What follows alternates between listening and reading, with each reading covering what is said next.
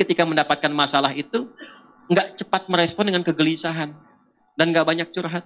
Ketika keluar bacaan Quran itu, dahsyatnya. Itu bisa menjadi syifa untuk pribadinya dan rahmat. Rahmat memberikan ketenangan, syifa memberikan kekuatan dan kesembuhan. Jadi kalau rajin baca Quran, rajin ya, sesuai tajwid. Yang pertama Allah akan... Apa itu irama? Irama adalah Roma. Roma adalah irama. Kan? Irama itu suara yang mengandung nada. Ya kan? Suara yang mengandung nada. Singkatnya begitulah. Bila kita bicara tentang suara yang bernada, apa kaitannya dengan Al-Quran? Maka kita bisa turunkan nanti. Ambil satu hadis dulu. Satu hadis. Kita tuliskan dulu ya supaya kuat referensinya. Boleh dicek nanti ya. Boleh dicek. Rawinya namanya Al-Bara. Al-Bara. Ya, Al-Bara bin Azib. Ditemukan di Ibnu Majah misalnya. Nomor hadis 1342. Di Al-Bukhari ada, tapi mu'allaq sifatnya. Dan nanti mausul juga di beberapa hadis yang lain. Perhatikan baik-baik. Langsung saja qala Rasulullah sallallahu alaihi wasallam. Perhatikan kalimatnya. Zayyinul Qur'ana bi aswatikum. Atau kama qala Rasulullah sallallahu alaihi wasallam. Baguskan bacaan suara-suara kalian itu saat membaca Al-Quran. Baguskan suara kalian itu saat membaca Al-Quran. Zayyinul Qur'ana bi aswatikum. Baguskan bacaan Quran itu melalui suara-suara kalian. Intinya demikian. Fa inna husnas sawti yazidul Qur'ana husna. Karena bagusnya suara itu bisa berdampak juga kepada bagusnya penerimaan dari ayat-ayat Quran yang didengar.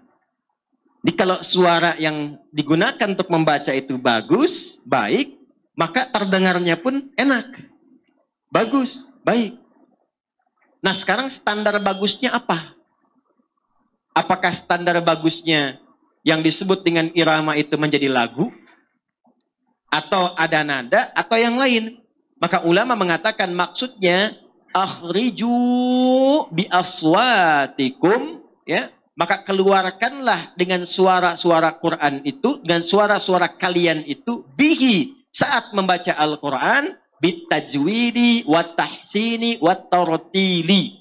Yang dimaksud bagusnya suara ini adalah satu, mengacu kepada tajwid, atau standar tahsin, atau tartil. Ambil yang pertama, apa itu tajwid? Yuk ngaji kita kitab tajwid. Ambil yang paling tipis diajarkan di pesantren, namanya Hidayatul Mustafid fi ilmi tajwid.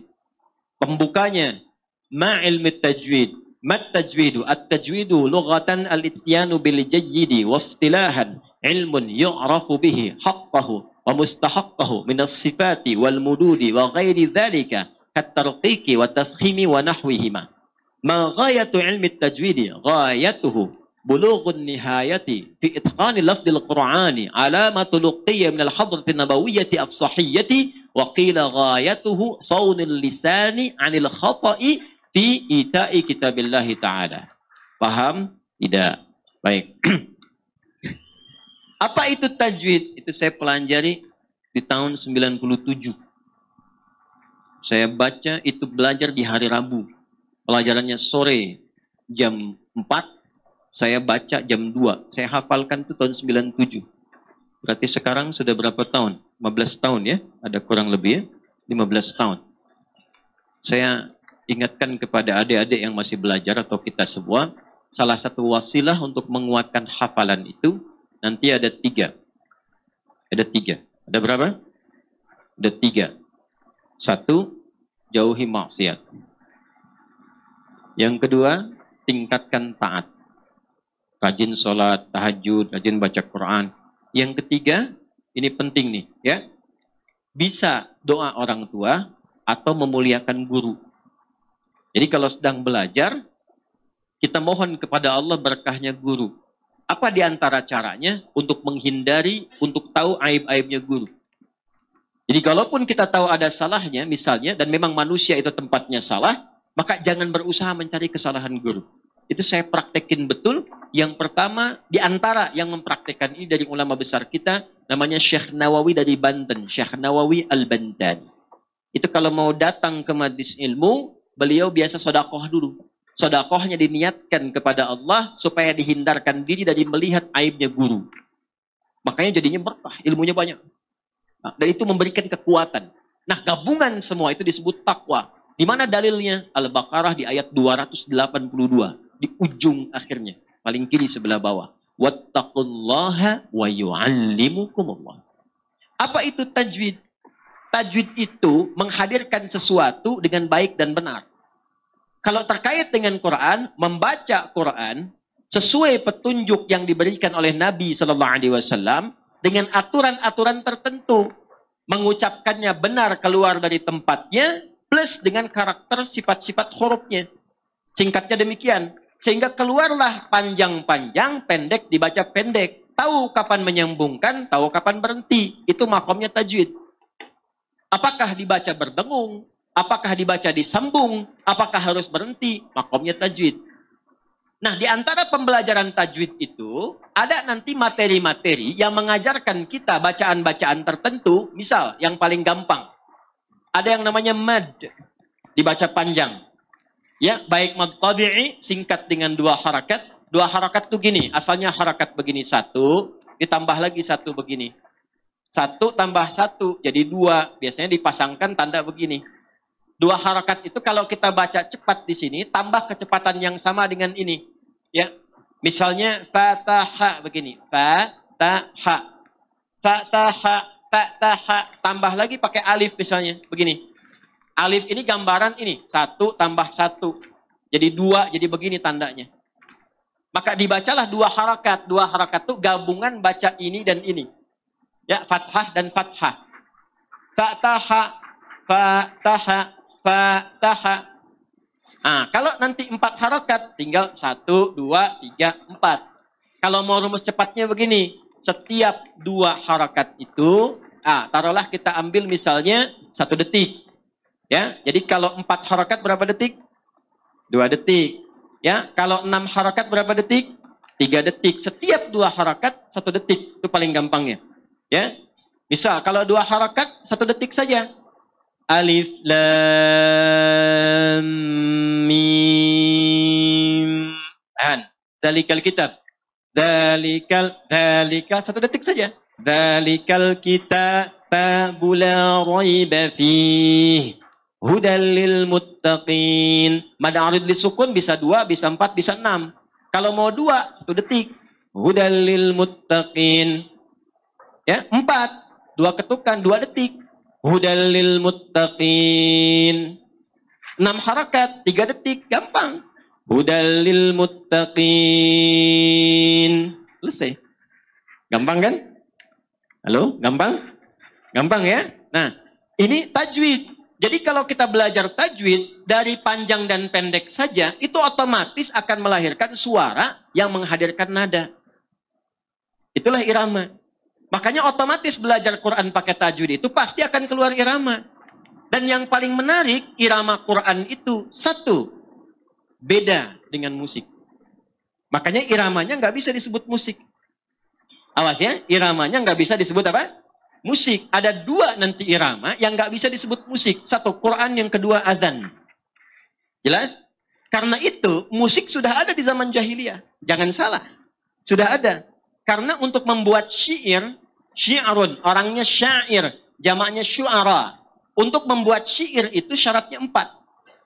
Syair, itu syaratnya 4.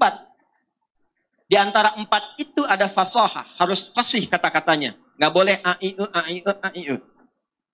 Yang kedua, khayal, ada imajinasi. Semakin tinggi imajinasi, semakin kuat Ya, daya pikat syairnya. Yang ketiga apa? Ada unsur musik. Makanya nanti ada notasi di jahiliyah itu. Notasinya dikenal dengan bahar namanya. Ada 16 bahar. Ini ilmunya arud namanya. Ada 16 notasi. Ada rumus tawil yang pertama. Tawilun lahudunal bukhuri fadailu. Fa'ulun mafa'ilun fa'ulun mafa'ilu. Kifa nabki min dhikra hadal habibi bihadal manzili. Bisaqtili wa bainad dakhuli fahawmali. Ya. Kifa nabki dhikral habibi wa manzili. Bisaqtili wa bainad dakhuli fahawmali. Itu tawil. Ada yang mustaf'ilun, mustaf'ilun, mustaf'ilun. Mustaf'ilun, mustaf'ilun, mustaf'ilun. Rajaz. Sautu safiril bulbuli. Hayyaja qalbi thamili. Al-ma'u wa zahru ma'a zahri lahzul muqali. Fa anta ya sayyidali wa sayyidi wa maulali. Fakam tajummuni ghazayyilun uqayqali. Kataftuhu min wajnatin min fi'li hadha rajuli. Faqala la la la la faqad ghada muharwili. Wa wal walad wali waliya wailali. Faqultu la tuwalwili. Fabayyin lu'lu'ali. Qalat tauhina kadha in harwadidul muqali. Kahatan kakailali tab-tabi tab-tabi tab-tabi tab-tabuli. Oh. Bisa diulang? Ada madid. Mufa'alatun, mufa'alatun, fa'ilatun. Ya, apa jadinya? Dipraktekan. Tala'al badru alaina min thaniyatil. Itu madid itu rumusnya. Orang jahiliyah udah punya semua. Ada 16 rumus. Udah ada. Makanya ketika Quran diturunkan, nggak ada formulasi irama-irama yang menggunakan 16 ini. Makanya mereka tahu ini bukan musik. Mereka paham itu. Karena nggak ada satupun rumus musik dipraktekkan di Quran. Mereka tahu ini bukan buatan manusia. Cuman karena gengsi aja menyoal. Mereka tahu Abu Jahal, Abu Lahab, dan Abu-Abu yang lainnya itu. Selain Abu Bakar dan yang baik-baik ya. Itu tahu mereka semua itu. Makanya dulu pun sahabat ngerti. Syair itu ngerti. Banyak sahabat ngerti. Tapi nggak pernah ditemukan ada sahabat Nabi baca Quran pakai irama musik. Itu nggak pernah. Anda pernah dengar nggak Abu Bakar misalnya baca surat Ad-Duha ya dengan rumus madid. Wadduha wal-laili idza saja. Pernah dengar? Nggak pernah. Karena iramanya beda. Karena itu nggak pernah ada sanadnya. Ya. Kalau sudah ada tajwidnya, jangan dipaksakan pakai irama musik. Karena itu nggak akan enak keterimanya. Iyyaka na'budu wa iyyaka nasta'in. Coba baca Quran gitu, bubar jamaah itu. Alam nashrah laka sadrak. Nggak bisa. Wa wada'na anka wizrak. Nggak bisa. Coba aja Anda. Jangan ya, jangan. Jadi kalau sudah ada tajwid, nggak usah pakai langgam yang aneh-aneh. Nah, mau langgam Jepang, langgam Cina, langgam Jawa, langgam Sunda. Orang kayak, yuk popuh lah, daminati lada, nih baca Quran nanti. Nggak bisa. Ya, bubui bulan, sangran bentang, alam taro, kaifa fa'ala rabbuk. Nggak bisa. Nggak enak keterimanya. Jelas ya? Jadi nada di Quran itu, irama Quran itu bukan musik yang dimaksudkan di musik-musik biasa. Bukan itu, beda. Itu dihasilkan dari tajwid. Karena itu sentuhan ke hatinya pun lain. Dan dahsyatnya, setiap orang yang belajar tajwid, itu akan keluar bacaan Quran dari lisannya yang menandakan irama-irama secara pribadi masing-masing. Itu bisa beda satu dengan yang lainnya. Mau disama-samain akan ketahuan. Bismillahirrahmanirrahim. Oh iya masih cecep. Udah ketahuan. Ya orang tua kita dulu tuh. Kan nggak ada lagu-lagu yang aneh-aneh. Tapi kita tuh tahu dan merasakan betul bacaannya. Tulus, enak. Jadi kalau kita ngajinya benar, diikutin tajwid, keluar irama sendiri. Itulah mu'jizat Al-Quran. Jadi nggak bisa ditiru siapapun. Alhamdulillahi Rabbil Alamin. Ar-Rahmanir Rahim. Siapa itu? Sudais. Ustaz Adi. Ya. Jadi kita udah bisa, oh ini Ausi ini Al-Affas ini. Oh ini Sudais, ini Surem. Udah ada cirinya sendiri gitu.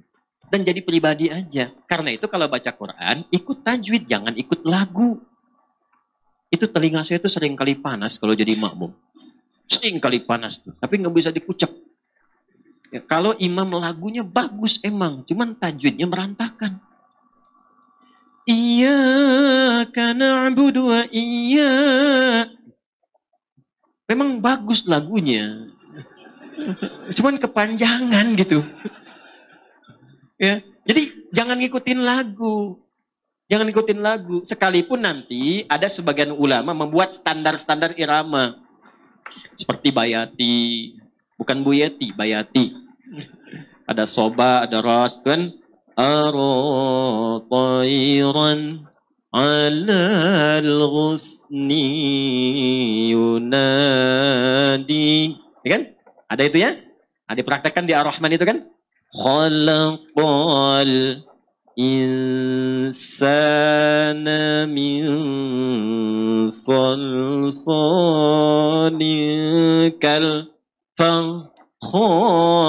wa khalaqal jan. Ya, kurang lebih begitulah ya, kurang lebih. Saya kan bukan ahli di maqamat ya. Tapi maksud saya, itu gambaran-gambaran spesifik untuk Quran. Tapi jangan maksakan baca Quran untuk dibawa ke lagu. Jelas? Karena itu di era Islam, ketika Islam datang memberikan pencerahan dan perubahan, lagu-lagu yang tadinya inspirasi-inspirasi kosong, jadi orang jahiliyah itu biasa, kalangan para syair, syu'ara itu ada yang datang ke lembah-lembah cari inspirasi. Sehingga lupa dengan anak, lupa dengan kegiatan yang lain. Untuk dapat imajinasi aja lirik-lirik tertentu. Sehingga meninggalkan kegiatan yang pokok. Itu dicela oleh Quran. Tidak dibenarkan. Ya, maka turun Quran surah Asy-Syu'ara ayat 227 itu. Wasy-syu'ara'u yattabi'uhumul ghawun. Alam tara annahum fi kulli wadi yahimun. Seringkali mereka mencari inspirasi datang ke lembah-lembah. Cuman sayang meninggalkan banyak kegiatan yang positif. Kalau diadopsi sekarang nggak usah ke lembah. Kadang-kadang gelapin lampu semua, nyalain lilin satu cari inspirasi. Tapi sholat ditinggalkan. Anak lupa dimandiin. Tuh kan? Dan sebagainya dan sebagainya. Nah itu yang tidak diinginkan. Maka dirobahlah dalam nanti peradaban Islam. Irama-irama musik tadi dialihkan kepada yang disebut dengan nazam. Maka nazam disertakan kepada disiplin ilmu. Apa di antaranya? Di bahasa ada namanya Alfiyah. Alfiyah Ibnu Malik itu yang paling terkenal 1002 bait. Rumusnya masih sama. Yang rajaz, mustafilun, rajaz musdawaj namanya. Tapi dibawa untuk menghafal kaidah bahasa Arab. Kalamuna lafdun mufidun kastaqim. Wasmun wa fi'lun thumma harfunil kalim. Wahiduhu kalimatun wal qawlu am. Wa kilmatun biha kalamun qad yu'am. Bil jarni wa tanwini wan nida wa al wa musnadin lil ismi tamyizun hasal bita fa'alti atat wa ya if'ali wa nun iqbalanna fi'lun yanjali. Kalau kita hafal ini, pakar di bidang nahwu dan saraf. Ada alfiyah di bidang hadis. Ada alfiyah, ada nanti syatibiyah. Itu nawamat semua itu untuk menghafal kaidah-kaidah tajwid. Nah, itulah di masa era Islam. Begitu mulai ditinggalkan khazanah pengetahuan itu, menjauh dari Quran, jauh dari hadis, orang dulu baca hadis itu jadi kurikulum hidup. Aduh, saya gelisah, iman saya itu naik turun terus. Gimana supaya naikin dan nggak turun? Maka bacalah kemudian kurikulum hadis. Yang dicari di Al-Bukhari itu bukan cuma 1-2 hadis. Buka topiknya, Kitabul Iman, kitab yang kedua. Topik yang kedua tentang iman, 57 hadis. Dipelajari semuanya, sehingga iman naik lagi. Pencari ilmu, baca topik nomor 3, Kitabul Ilmi. Itu caranya. Jadi cara orang berinteraksi dengan hadis itu, membawa hadis sebagai kurikulum kehidupan. Anda pebisnis, kenapa nggak mengeluarkan hadis-hadis tentang bisnis? Anda pelajar, kenapa nggak mengeluarkan ayat-ayat hadis-hadis tentang ilmu? Al-Bukhari itu sebelum menampilkan hadis, ayatnya dulu. Ayat, hadis, ayat, hadis, ayat, hadis. Nanti prakteknya lihat di sirah. Makanya kita itu lengkap, nggak ada celahnya sama sekali. Begitu itu ditinggalkan, ngajinya satu, itu pun nggak jadi kurikulum hidup. Babnya diniat aja, innamal amalu binniat, innamal amalu binniat.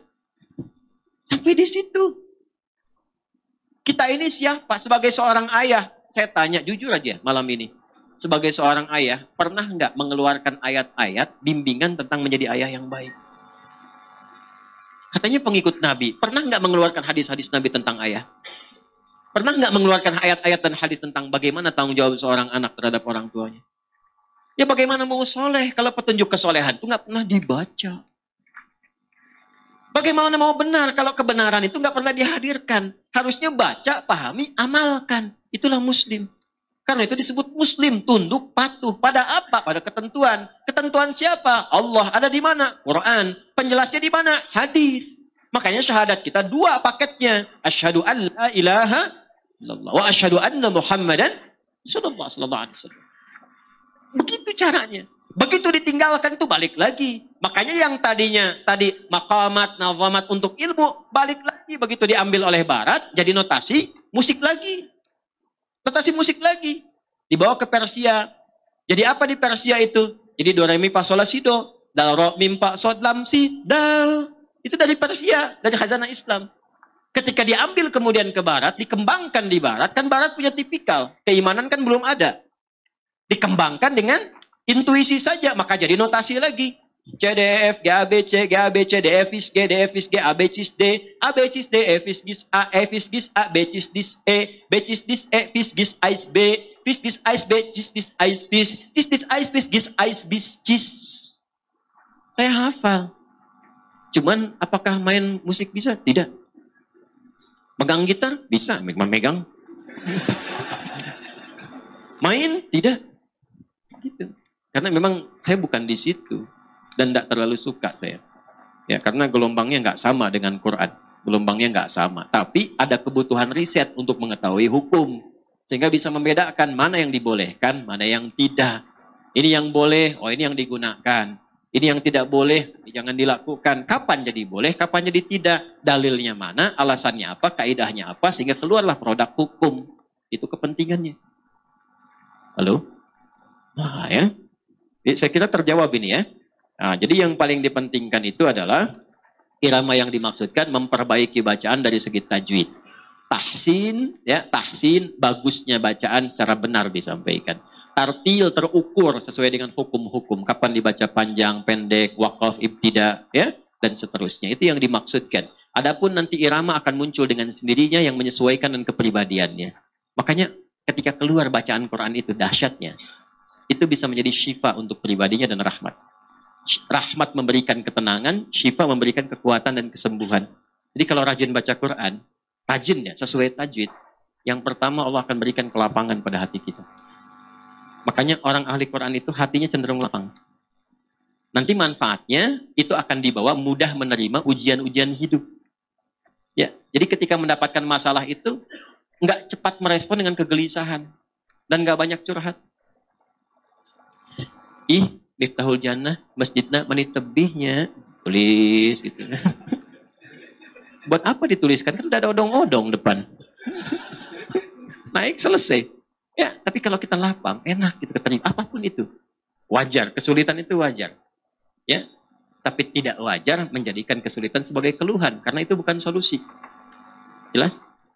Oke, itu ya. Yang kedua syifa. Syifa itu penyembuh.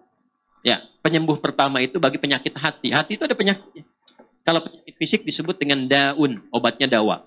Penyakit hati disebut dengan maradun. Fi qulubihim marad. Fazadahumullahu marad. Marad itu apa contohnya? Kalau penyakit fisik itu pusing, mual, sakit luar. Kalau penyakit hati ria, sombong, dendam, iri hati. Makanya irinya iri hati. Saya belum pernah temukan iri akal. Iri hati. Itu yang dijaga. Bagaimana cara satu obatnya? Meningkatkan ibadah. Yang paling potensial bisa digunakan adalah dekat dengan Al-Quran. Makanya orang ahli Quran itu lembut gitu. Melihat orang itu bi'ain rahmah, dengan pandangan kasih sayang. Ya, jadi kita melihat orang tuh selalu ada peluang taatnya gitu. Saya tuh kadang juga suka minta maaf pada orang-orang yang mungkin pernah menyakiti. Kalau cara saya merespon mungkin kurang baik. Ya. Kenapa? Karena sepanjang berkehidupan, dia masih punya hak untuk menjadi soleh. Dan jangan hambat itu. Sepanjang dia hidup, kita hidup, beri jalan untuk berbuat baik. Walaupun itu pilihan bagi yang bersangkutan. Minimal hisab kita diringankan. Ya, saya tidak ingin ditanya di akhirat nanti, kenapa kamu cela dia? Ya kan? Padahal dia saya biarkan mencela kamu supaya kamu memaafkan dia. Dan dengan maaf itu ada doa untuk dia. Mungkin demikian. Jelas ya?